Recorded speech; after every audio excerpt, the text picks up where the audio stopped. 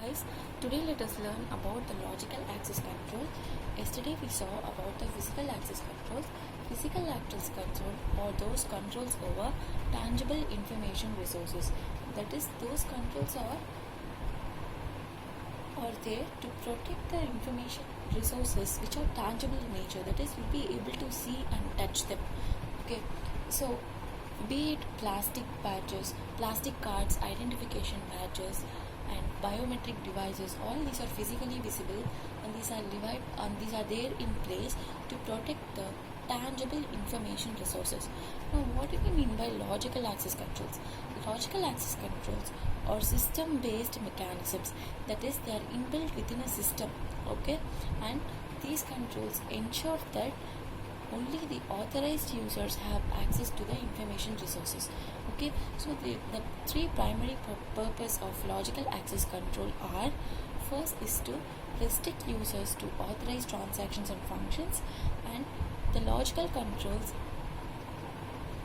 over network access, and controls are implemented to protect the integrity which enhance the public confidence in them. So first we have to understand what is logical controls. Logical controls are the controls which relate to the logical access to information resources, such as operating system controls, application software, boundary controls, networking controls, access to database objects, etc. So logical access controls are the system-based mechanism which used to designate who or what is to have access to the specific system resources. Okay, so it basically ensures authorized persons to have access to the authorized system. And the three control procedures which are to be followed are: logical access control restrict users to authorized transaction, and they implement control over the network, and these controls are implemented to protect the integrity of the application system, which boosts the public confidence. So once again, they provide access only to authorized person to have access to the authorized transaction, control over the network, and they protect the integrity of the system, which boosts the public confidence. Okay, you have logical access path. It is nothing but it specifies how the logical security is implemented. Like it is a path, it is a way. Okay, online terminals. See, first step is the online terminals. So the system is usually protected by user ID and password. Whoever has to have access to the system, they can gain access only if they enter their user ID and their password. Only if this information is authenticated, they will have access to the system. So the first step is online terminals. Whenever there is a terminal, say terminal is nothing but a station or something, where you will have to enter your password and user ID there to gain access to the system. Operator console. What is an operator console? So we would have often heard the terms control rooms, or a person who is responsible for overseeing and maintaining the overall computer operations. This person is often called as a control room or a computer operator. He is the main person because he knows how each system operates, and he is responsible for the overall security. So the important thing is this person has to be kept safe. See, often you would have seen that the control room and only authorized persons are allowed into it. You would often see the tag authorized entry only. Okay, so that person is called as an operator console. Okay, next, dial-up ports. Dial-up port is nothing but the modem which we use at our homes or offices. Okay, it is a device which converts the digital transmission to analog transmission. In IPCC, we would have studied about the digital signals being converted into analog signals, how the telephone signals is converted into the computer signals, and how the computer is connected globally to each other, and through this modem we will be able to access the computer internet resources as such. Okay, so that is called as a dial-up port. It is basically your modem. Okay, next, telecommunication network. In telecommunication network, a number of computer terminals, personal computers, are linked together to the host computers through the network or communication lines. Okay, so we will have often like the LAN cables and all that where the computers are connected together in a particular area is often called as telecommunication network. So all the computers in a particular area or all over the country or all over the world, they are connected together globally.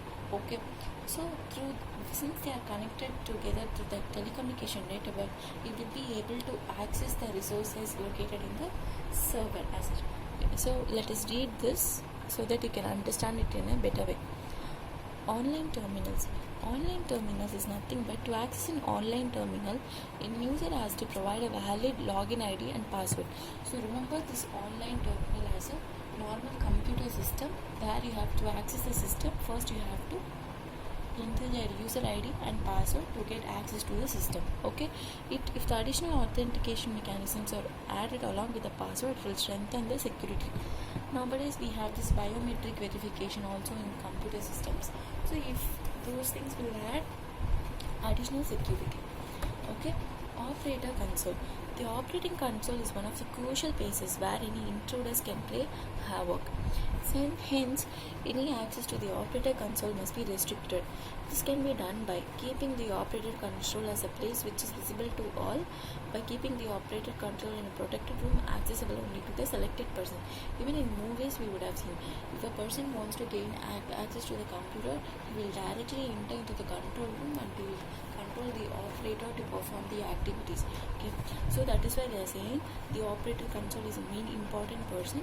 You have to keep them in a separate place which is not visible to all, or okay, so that only then we can protect. If everybody knows that this is the operator console and this is where he is located, easily he can be manipulated. Okay, and you have to keep him in a protected room which is accessible only to the selected personnel. Okay, next, dial-up ports. Using a dial-up ports, user at one location can connect remotely to another computer present at an unknown location via telecommunication media. Okay, so a modem is a device which can convert digital data transmission to analog data. Thus, the modem can act as an interface between a remote terminal and a telephone line. Okay, so it is nothing but a modem which I told you. Next, telecommunication network. Telecommunication network, a number of computer terminals, personal computer, are linked to the host computer through the network or telecommunication lines. Whether the telecommunication lines are private or public, security is provided in a manner as it is applied to the online terminals. So these are the logical access path. No question is asked about these things till now, but it is necessary that you know this. At least read it at least once so that we are aware of such things. Next, logical access issues and exposures. So we are going to see about the types of issues in the logical access which will arise now. Okay.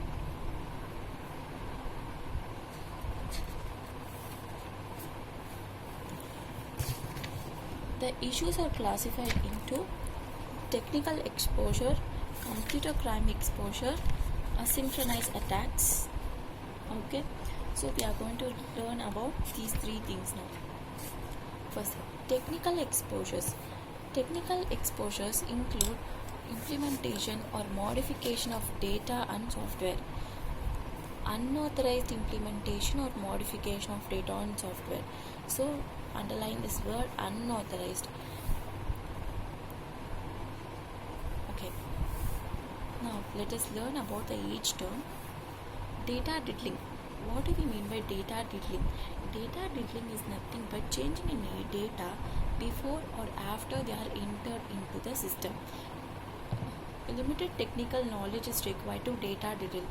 It occurs before computer security can protect the data. Okay, so first thing we have to, what is data diddling? Is nothing but simply changing the data before or after they are entered into a system. Say for example, your friend is making a data entry and he goes out to drink tea, or he receives a phone call, he's busy with the call. At that time, what you do, you go and change the data which he has entered. Your friend does not perform any rechecking because he is sure that he has entered the data correctly. So in that way, this is called as data diddling, because you are changing the data. In this case, you are changing the data after they are entered into the system. if it is before being entered into the system, you change the data from the source. Say your friend is copying the data from the invoices and you change the data in the invoice, or is copying it from any report and you change the data in the report. Okay, so this is called as data diddling. Bomb. What is a bomb? Bomb is a bad piece of code deliberately planted by an insider or a supplier of the program. An event which is logical triggers the bomb or time based. The bomb explodes when conditions of explosions get fulfilled, causing the damage immediately. However, these programs cannot infect the other programs. Since these programs do not circulate by infecting other programs, chances of widespread epidemic are relatively low. Say for example, okay, now when you access any website, you get in many pop-ups, right? When you click the pop-up, there are chances that a virus may be triggered. Okay, so what, for the virus to be triggered, it is necessary that you click the pop-up. If you be silent, the virus will not be triggered. It is an example of bomb. So once the virus attacks your system, it attacks only your system. It will not spread from one system to another system. That is what they are defining here. See, for the virus to attack your system, you have to trigger some event. In this case, what is the trigger? Clicking the link is the trigger. Okay, once again I will repeat. Bomb is a bad piece of bad code which deliberately planted by an insider or a supplier of the program. Okay, because the website owner or the who is supplying the information, he is the one who is going to create this bomb or a virus which is there in the malicious link. Okay, an event which is logical triggers the bomb. So an event should occur which will trigger the bomb. The bomb explodes when the conditions of explosion gets fulfilled. So only if the event occurs, the bomb will explode and release the virus. However, these programs cannot infect the other programs. Since these programs do not circulate by infecting other programs, chances of widespread epidemic are relatively low. It is possible that the virus can steal data only from the particular website or particular app which you have downloaded or something like that. Okay, so it will not spread from one computer to another or one resource to another programs. Okay, now next is Trojan horse. Trojan horse, these are malicious programs which are hidden under any authorized program. Typically, Trojan horse is an illicit coding contained in a legitimate program and causes any illegitimate action. The concept of Trojan is similar to bombs, but a computer log or particular circumstances do not necessarily activate it. Okay? A Trojan may change or steal the password, may modify records in a protected files, or may allow illicit users to use the system. Trojan horse, they hide in a use and do not damage the host. See, Trojan horse is nothing but, in your computer systems and antivirus software, when the virus is scanning your system, you would have often come across this word Trojan removed asset. Okay, what it does is that it is not like a bomb which causes a virus. It does not need any event to be triggered. Okay, it will get activated automatically. Say for example, you download something from the internet. It is an authorized file and a legitimate file. Along with the legitimate file, what happens? Some malicious program is also downloaded which you are not aware of. You don't know that this program is being downloaded. Okay, it is because it is hidden between the authorized program. Okay, so the first thing to remember is that Trojan hides in a host. It often hides within the authorized program. Okay, and what does it do? It secretly monitors your system. It is basically like a spy. It does not cause any damage to your system, but what does it do? It takes data from your system and provides it with a third party. What does a spy normally do? The spy will not attack the enemies.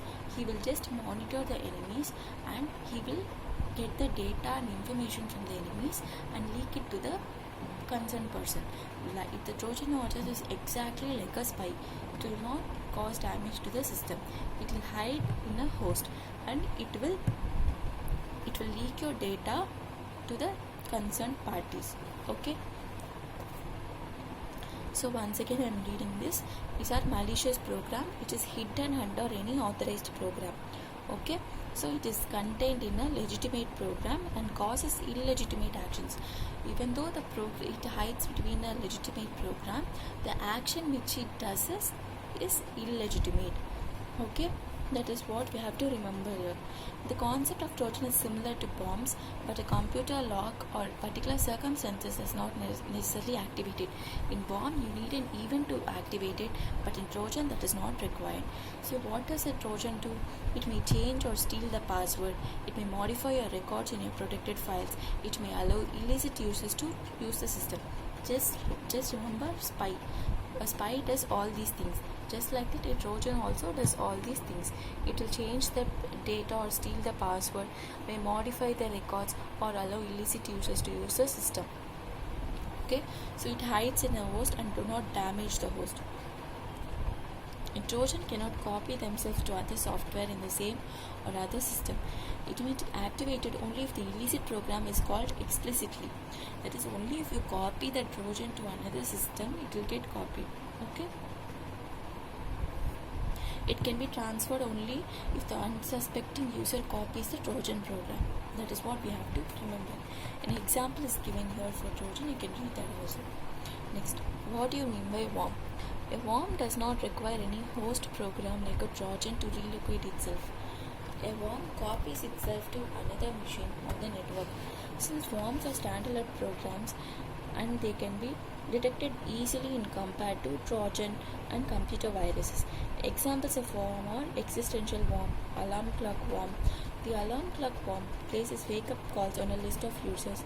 It passes to the network to the outgoing terminal, while the sole purpose of the existing worm is to remain alive, do not cause any damage to the system, but only copies itself to several places in the network. So worm is nothing but it does not require any host program. It can arise at any time, no matter what. And what does it do? It will not cause any damage to the system, but it copies itself to it can travel easily from one system to another, unlike the bomb or the Trojan horse which we saw above. Okay, next, rounding down. The main difference between bomb, Trojan and worm is that in worm it is a bad piece of code, you need some event to trigger it. In Trojan, it is nothing but a malicious program. It hides between an authorized host which causes an illegitimate actions. A Trojan it will not be transferred to one system to another. Even the bomb will not be transferred from one system to another. Okay, the Trojan can be copied only if the particular Trojan program is copied to the another system. What do we mean by worm? A worm is nothing but it does not require any host like a Trojan or a bomb, but it can copy it easily to the systems on the network. It exits primarily to keep itself alive. Okay, it does not cause any damage like the Trojan or the bomb. Even Trojan does not cause any damage explicitly to the system, but however it steals data and modifies records and allows illicit users to use the system. Rounding down. Rounding down is nothing but it is rounding off a small fraction of denomination and transferring these small fractions into an authorized account. Salami techniques. This involves slicing a small amount. A salami technique is slightly different from rounding down technique. Okay, so let me tell you the difference between this rounding down and salami techniques. For example, we often round down the calculations. Now, say if you want to transfer 1.60 say 1.68 rupees to a person, what you do? You transfer 1.70 to him.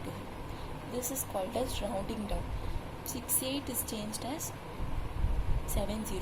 So the 2 pies is extra here. Okay. So whenever even in in accounting transactions, we would have seen that if the invoice is in like 68 rupees, we transfer 70. What does the accountant do? He transfers 68 rupees to the original person and 0.20 is to a secret account. Okay, that is what is called as rounding down. In Salami technique, slicing of transactions. So instead of 70, the amount is rounded off to 2 here. Okay, so in the both are similar. Rounding down is rounding to the next rupee, that is called as rounding down, whereas in the Salami techniques it is truncated to the next amount, that is the Salami techniques. So it can be, an example is also given here. If bad, the 456.39 is rounded off to 0.40, this is called as rounding off. In Salami techniques, the 39 is truncated to either 30 or the amount is 56, depending on the logic. Okay, next, trapdoors. Trapdoors allow insertion of a specific logic, such as program interrupts the permit or review of data. They also permit insertion of unauthorized logic. It is nothing but allowing an unauthorized entry into the system. That is what is called as trapdoor. Next, how the unauthorized entry is made? By inserting a specific logic or a program. Okay, so technical exposures, we saw about what is a bomb, what is Trojan, what is a worm, and then we saw about the data diddling, rounding down and Salami techniques, and trapdoors. Now we are going to see about the computer crime exposures. Computer crime exposures are nothing but generally result in loss to our customers, embarrassment, legal actions against the organization. These are the computer crimes which will happen. Okay, these are the events which will happen a result of a crime. Okay, that is what we have to be aware. Financial loss. So the organization may go into a financial loss due to this. Say for example, a hacker has entered into your system unauthorized, and he's transferring funds from your system to his account. Okay, so which results in financial loss to you. Legal repercussions. So in this case, an organization has to comply with the various laws and procedures. We all know there are so many laws. Okay, so when there is a breach of confidentiality, the investors and the clients may file lawsuits against the organization. So the company has to spend so much amount on the lawsuit for it, or they have to give compensation for damage suffered. So this is the legal repercussions. Next, loss of credibility and competitive edge. So we often come across these terms like this app is not safe. Like for example, one app is leaked the data to the third parties. So what do? The organization loses its credibility. Next time when a user want to initiate a transaction in the account, in that particular website or particular supplier, we doubt the credibility. What if my data gets leaked? We tend to delete our accounts as well. So it loss of credibility, which gives rise to lose the organization's competitive edge to the competitors. Okay, that is the point which we have to understand here. Next, blackmail. So the intruders may often say that if you don't pay me a lump sum, I will leak this data to the public. So you have to pay me a lump sum, or you have to do this act for me. That is called as blackmail.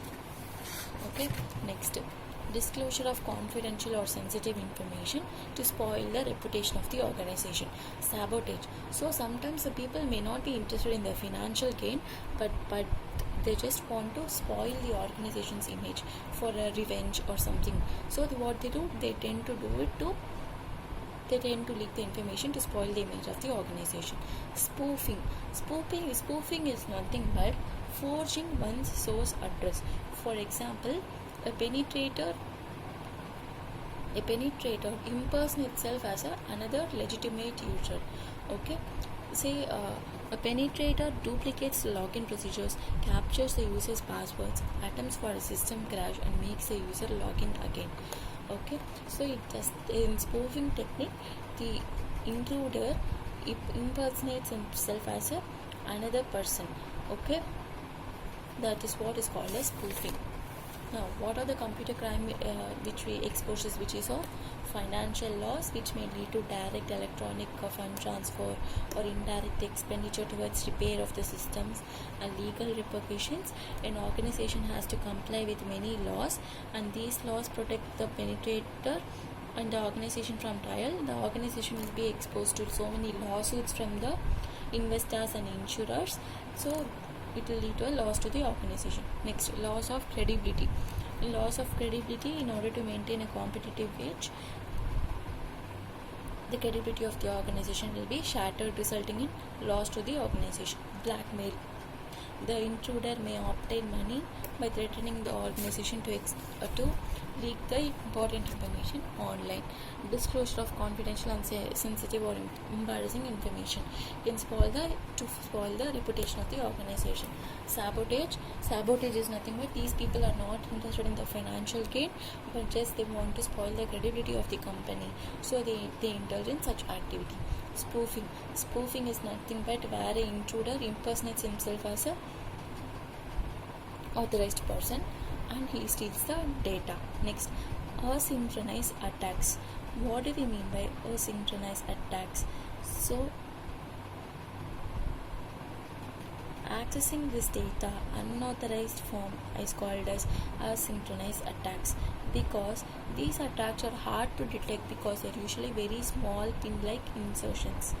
Okay, now we are going to see about the types of asynchronous attacks. Data leakage. Data is critical to the organization. Okay, data leakage involves leaking information out of the computer by means of dumping files to paper or stealing computer reports and tape.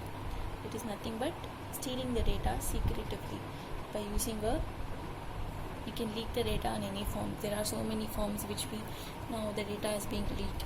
You have read newspapers about data leakage. Okay, next, subversive threats. Subversive threats is nothing but an intruder attempts to violate the integrity of the components in the subsystem. It can provide intruders with important information about messages being transmitted, and the intruder can manipulate these messages in many ways. Okay, invasive trap and inductive trap. Invasive trap. Invasive trap, by installing it on the communication line, he or she may read and modify the data. Inductive trap, it monitors electromagnetic transmissions and allows data to be read only. Okay, so first thing, data and data leakage, we saw data is being leaked out of the computers. Next is subversive threats. In subversive threats, what does the intruder do? He will just have access to the messengers. Okay, the intruder, what can he do? He can either read the private messages, which are secret and very confidential messages. So that is called as inductive trap, which allows the data to be read only. He keeps on monitoring the data and can only read the data. In invasive trap, by installing it in the communication line, he will be able to read the data as well as the modify the data. Okay, so the main thing is that in subversive threats, he can manipulate the messages. Okay, invasive is by installing he can read and modify, and inductive is only read only. Okay, next, wiretapping.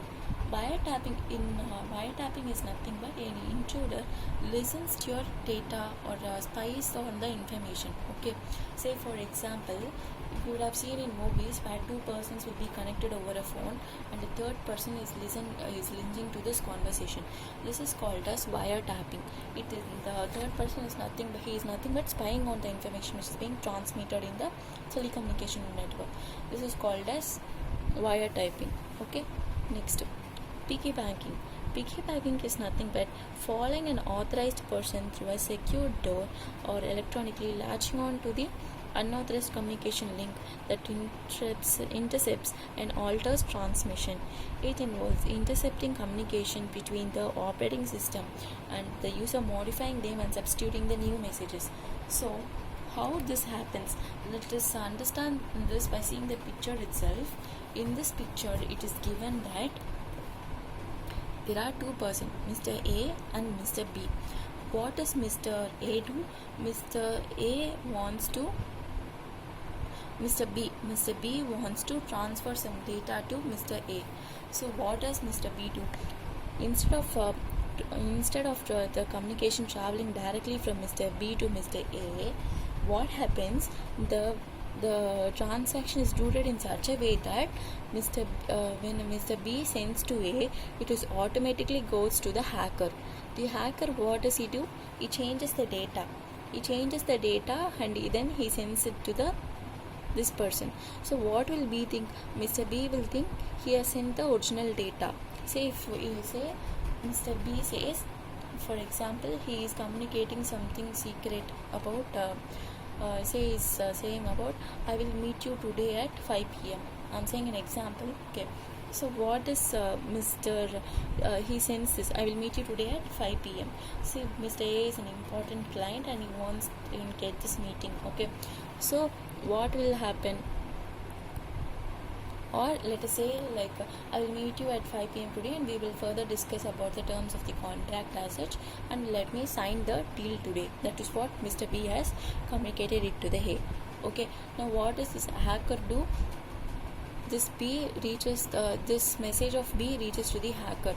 So a hacker will change, I will not meet you today and I don't want to sign any deals with you. Okay, so the hacker changes the message like that, and what happens, and sends it to Mr. A.